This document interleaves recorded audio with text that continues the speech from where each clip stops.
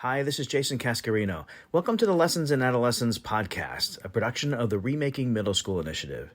You can learn about Remaking Middle School on the web at remakingmiddleschool.org. Now, here's this episode.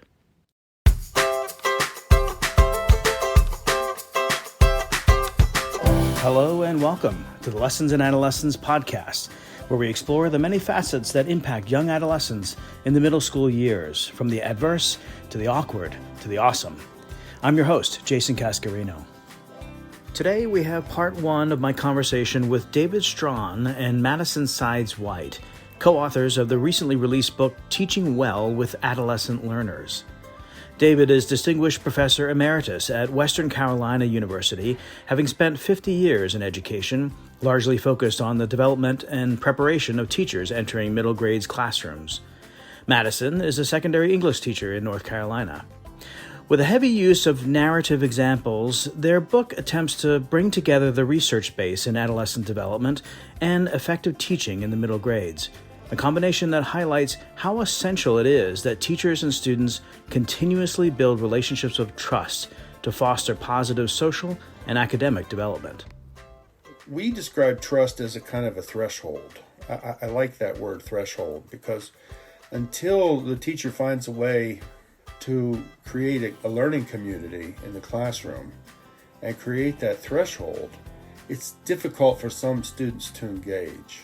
There is so much insecurity during the adolescent development. Their brains are still developing, and so within that physical development comes that mental, emotional development, and there's fear in that process of not being accepted. It's easier to be silent than it is to be wrong.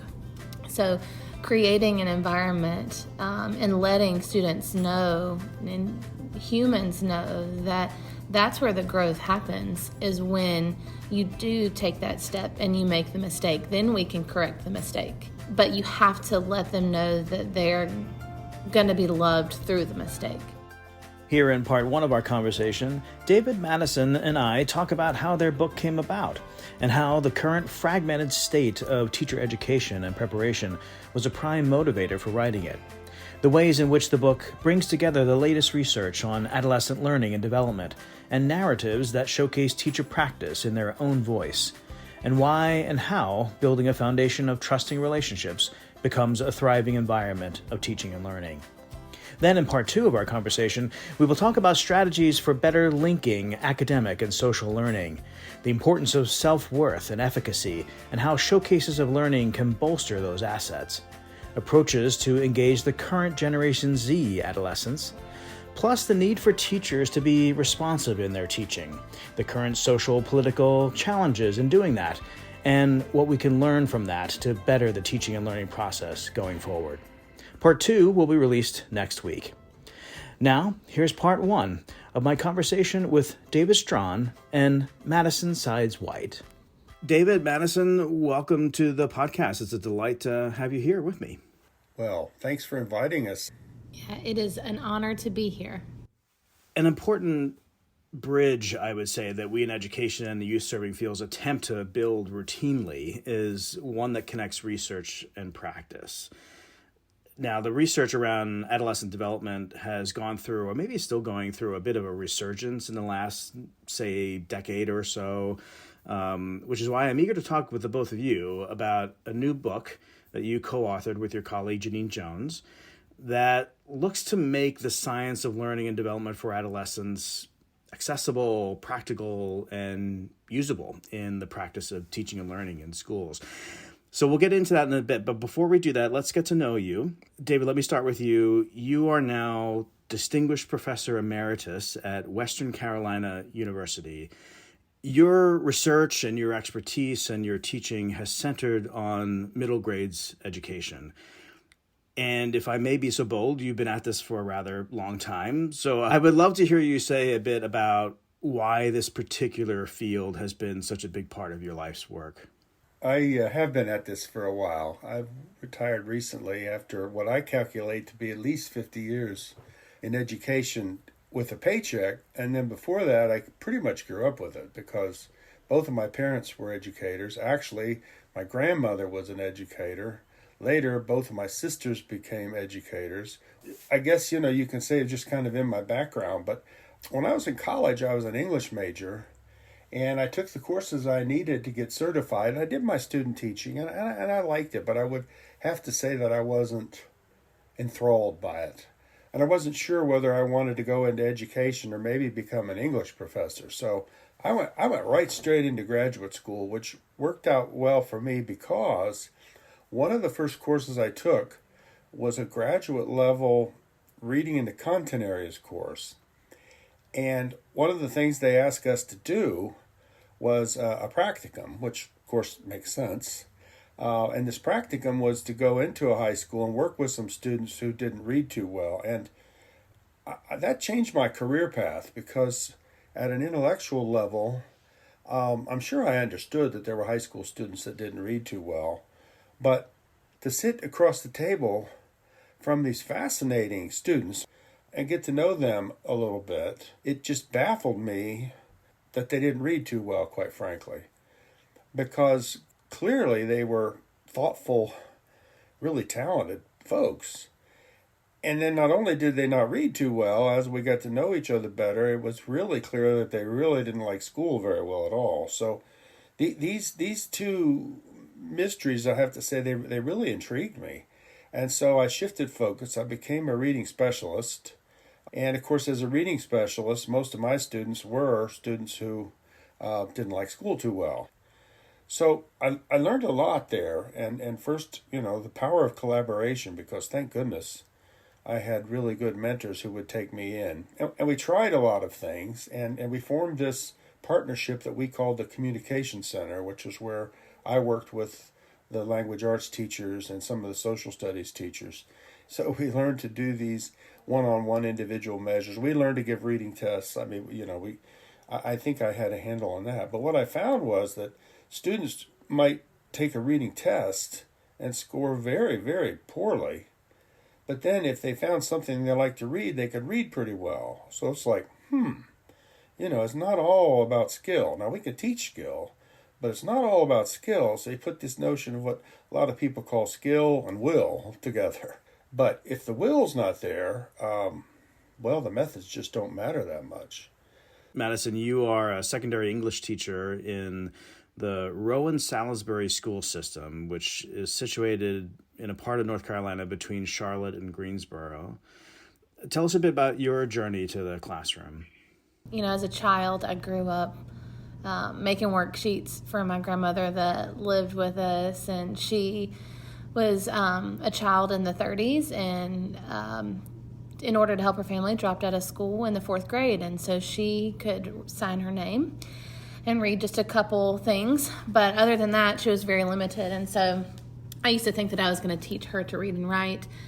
10-year-old Madison was not very successful, but I had big hopes, and so I grew up always thinking I wanted to be a teacher until I got to college, and I feel like I had a quarter-life crisis of is this really what I want to do? So I contacted a principal at my alma mater who I knew through a connection with a ministry that I was involved in that worked with teenagers called Young Life, which I'd really fallen in love with. And I was doing some work at that school and talked to her about student teaching. And she said, why don't you student teach here?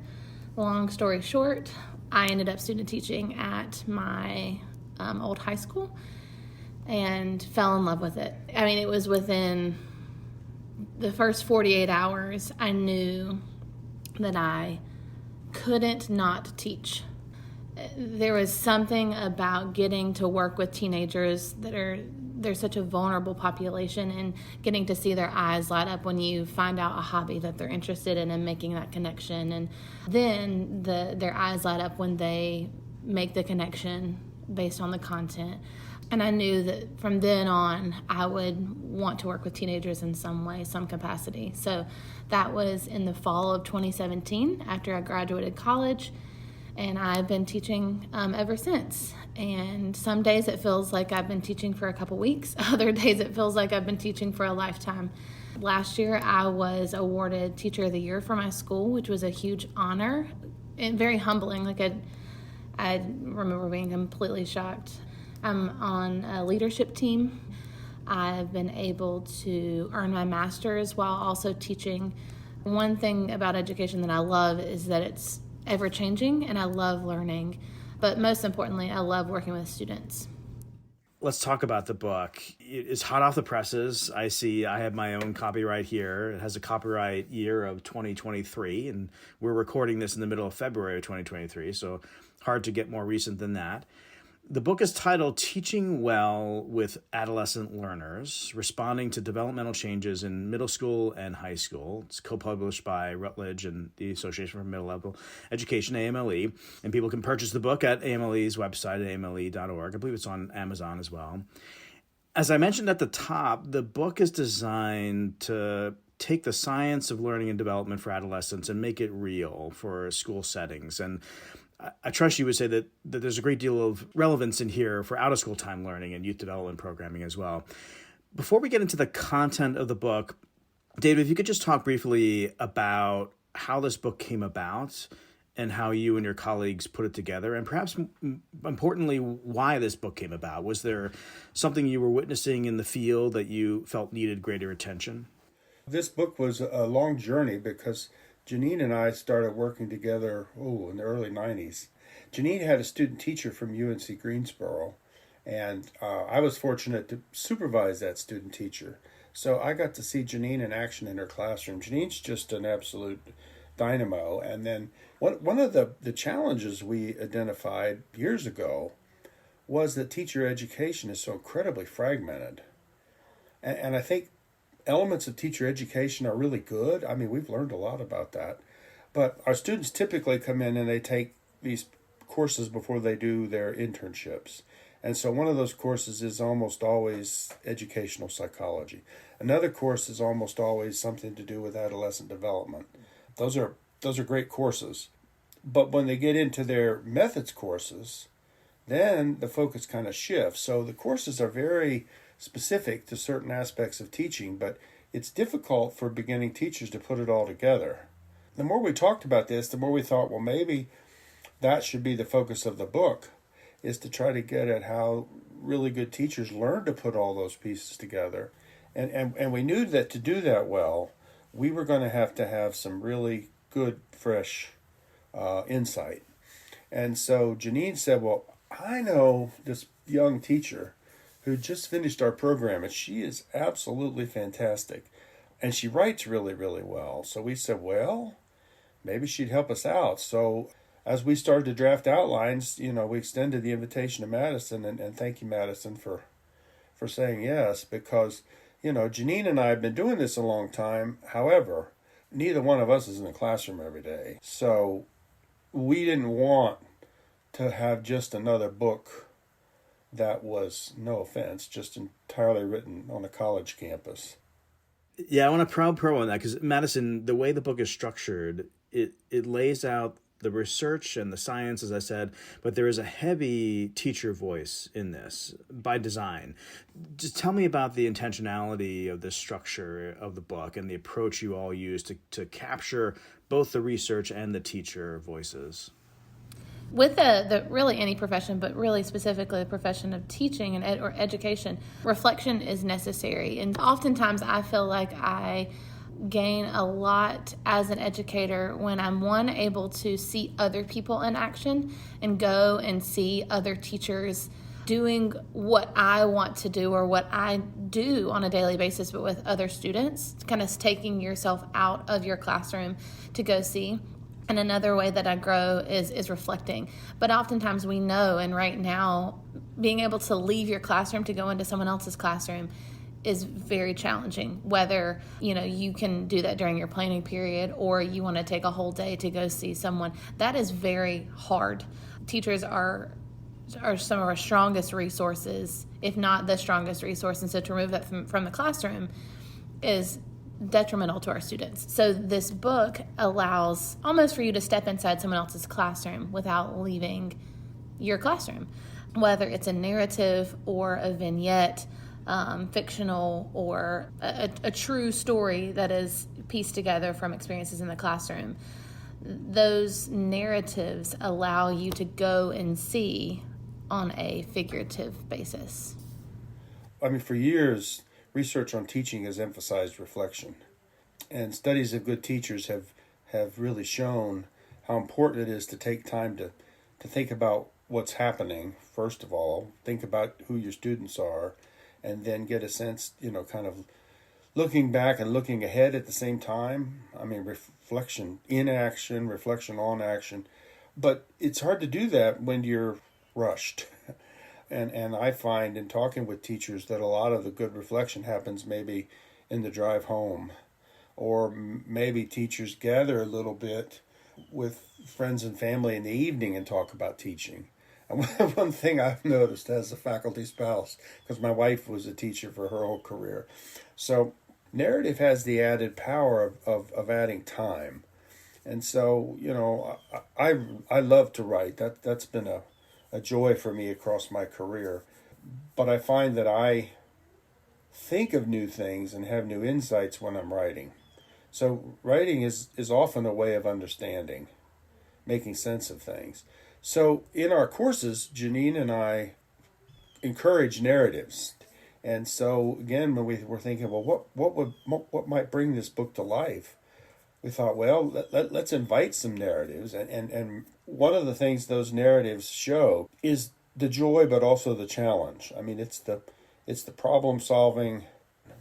It allows you to see, I guess, the research in real time. Oftentimes, we want, if we learn something and before we go and implement it in our classroom or in our career, we want to see, okay, what has someone else done? What does it look like when it's truly been implemented?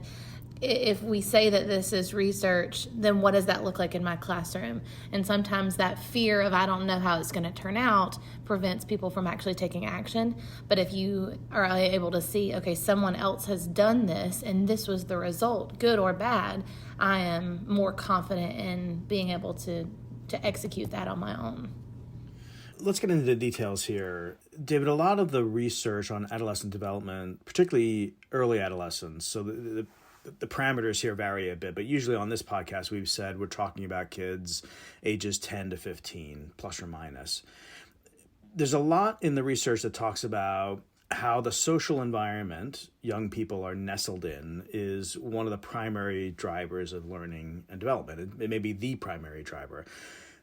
But what resonated for me as I read the book is how much a nurturing social context rests upon trust and trusting relationships, both among young people themselves and between young people and the adults in the learning environments. And you have a framework in the book where nurturing trust in classrooms undergirds everything in the teaching and learning process. Can you just talk about this foundation, and then I'll turn to Madison to talk about how teachers can effectively build trust? Well, we've known again how powerful relationships are, and the research evidence on relationships, that's growing more and more sophisticated. And as I said earlier in my own career, and I think most teachers discover this, that it's this complicated interplay of skill and will. Well, a lot of the will comes from the social dynamics of the classroom. Years and years ago, I read a study comparing teaching to improvisational presentations, both in comedy and in music. It's fascinating to think about that, but when they studied improv, what they found was that improv is often composed of learned components. So it may sound like, this saxophone player made that up on the spot, but probably there are segments that have either been played before or come together before. The same thing happens in comedy. There are little bits that come back. Well, teaching's like that too. And so one of the things that happens in a good classroom, it is teaching with. So we were very intentional about our title. That's why we've called it Teaching with Adolescent Learners, because the collaboration becomes essential. Think about what you might see in a high school if you sat in on 2 back-to-back classes. And the first class was sophomore honors English. And you sat in there and you thought, boy, these kids look at the connections they're making. And What students are doing in there is they're feeding off each other. Okay, then that becomes powerful. But in the next class, maybe with the same teacher, it's students who don't maybe have that same passion, and they're feeding off each other, but in a kind of a negative way. Well, when that dynamic gets started, wow. So we describe trust as a kind of a threshold. I like that word threshold, because until the teacher finds a way to create a learning community in the classroom and create that threshold, it's difficult for some students to engage. Yeah, I would definitely agree. And I see that in my classroom. But there is so much insecurity during the adolescent development. Their brains are still developing. And so within that physical development comes that mental, emotional development. And there's fear in that process of not being accepted. It's easier to be silent than it is to be wrong. So creating an environment and letting students know and humans know that that's where the growth happens, is when you do take that step and you make the mistake. Then we can correct the mistake. But you have to let them know that they're going to be loved through the mistake. That effort is going to be appreciated rather than humiliated. And this is an ongoing process, right? This is not something that a get to know you exercise in the beginning of the year, but you really talk about this happens every single day from the beginning to the last day of school. One of the reasons why I think that needs to happen all the time, and I think you articulate this, is that the social context for young adolescents is constantly changing, right? It's changing rather rapidly, at least compared to other developmental stages. Their relationships with their peers, with their parents and their families, and with their educators and with their sports coaches, all of this is changing. So I suppose that change presents quite a challenge to keep up with and to be, and I think you use the term responsive quite a lot and intentionally to the evolving needs of adolescents. And another characteristic of good teachers that was defined probably 50 years ago is with-itness. With-itness has a lot of dimensions. One dimension is with-itness in the classroom. When I was a kid, we talked about teachers who had eyes in the back of their head, that were very aware of everything happening around them. So that's an important dimension of with-itness. With-itness also, I think, has a cultural dimension. So I think teachers who make an effort to listen to their students and let their students help them understand the kinds of things that are important to them. I can remember early on, some students would just light up when you would let them share some music that was important to them, or let them choose an artwork. And it also sends this message that I care about you. So one of the things that researchers have identified as another key dimension of these wonderful dynamics when everything works so well is authentic caring. And one of the things we did in the book to try to get at the complexity of this, because it's easy to write about, it's very, very difficult to do in practice, was we created a prototype of a beginning teacher that we named Miss Hutchinson. And early in the book, we talk about Miss Hutchinson, who's a composite of many, many teachers that the three of us have known. And her story is all too familiar. The gist of it is, Miss Hutchinson loves science, and she's got a graduate degree in science, and she wants her students to love science. And so her lessons are geared toward science, sophisticated science, loving science, but when students don't respond, she gets really discouraged, and then she gets frustrated. And so when Miss Hutchinson is in some of her less thoughtful modes, she probably blames students. It's like, I'm teaching really, really well. It's all their fault that they're not learning anything. Or when students push back, she personalizes it, which we all do. It's, well, they don't like me. So then going to work becomes kind of difficult, because you're going into a setting where you think, oh my gosh, I have to be on my toes. I have to teach the students who's boss. I mean, all these old issues about control and discipline and management kind of bubble up when teachers get afraid, which is understandable. And so we try to personalize that part of the narrative a little bit. And so when we tried in the book to offer some strategies for, first and foremost, learning your own students, I think is the key thing. So we've got some good activities for that. That was David Strahan and Madison Sides-White, authors of Teaching Well with Adolescent Learners. You can learn more about the book and how to purchase it by searching for it at the Association for Middle Level Education store online at amle.org. Remember to look out for part 2 of my conversation with David and Madison next week on the Lessons in Adolescence podcast, where we feature conversations with researchers, practitioners, program developers, and advocates for young adolescents in the middle school years. Recently, I interviewed Rob Winstead and Maria Beninsky from VMDO, a 45-year-old architectural firm headquartered in Charlottesville, Virginia. Rob is principal and K-12 studio leader for VMDO, and Maria an associate architect. VMDO has built a long track record of leading-edge design in learning spaces, K-12 schools, higher education institutions, and community recreational buildings. The firm stands out in its use of research science to create learning spaces that are attuned to the learning and development of students. Physical space can be an especially powerful influencer of educational engagement and performance, as well as positive development for young adolescents in the middle grades.